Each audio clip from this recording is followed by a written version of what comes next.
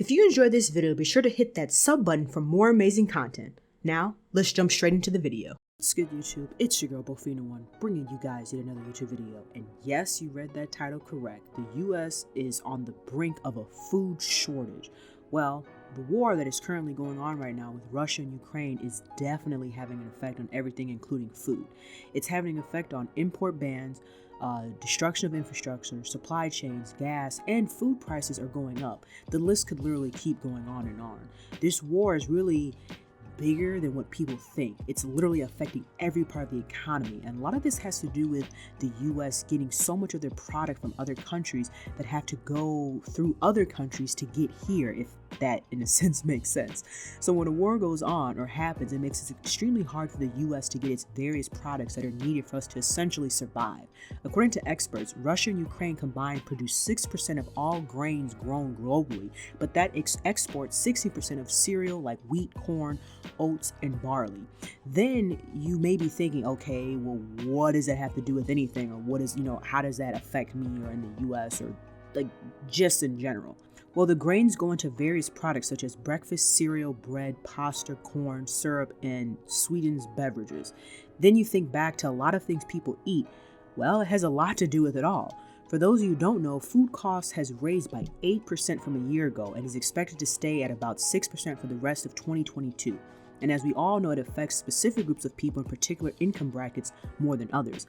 For example, statistics show that food consumption in wealthier households was about 10% of the household income compared to poorer households, which it consumed 15% of their household income.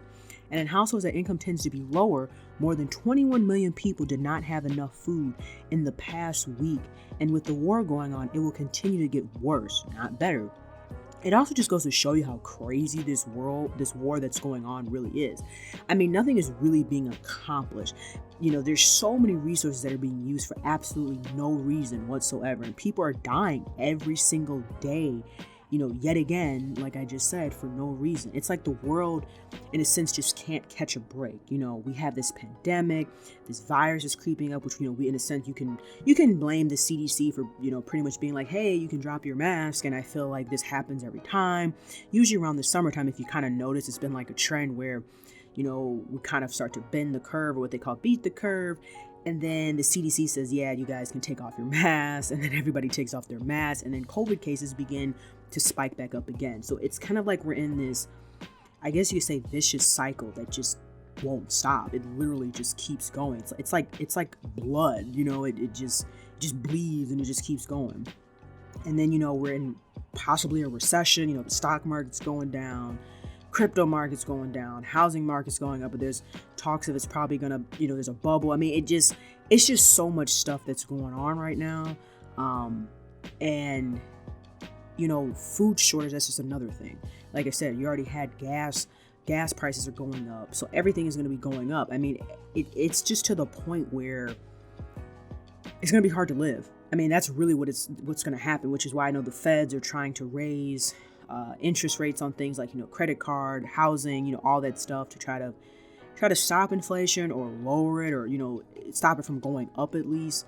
But it's like anything. Once something goes up so high, a lot of time you're not going to see a really big crash like that. But then again, I guess we kind of have to wait and see. But let me know your guys' thoughts about this down below in the comment section. If you enjoyed the video, be sure to drop a like, comment, share, and subscribe. Hope you guys have a good rest of your day, and I'll chat with you later. Peace, Fin Army.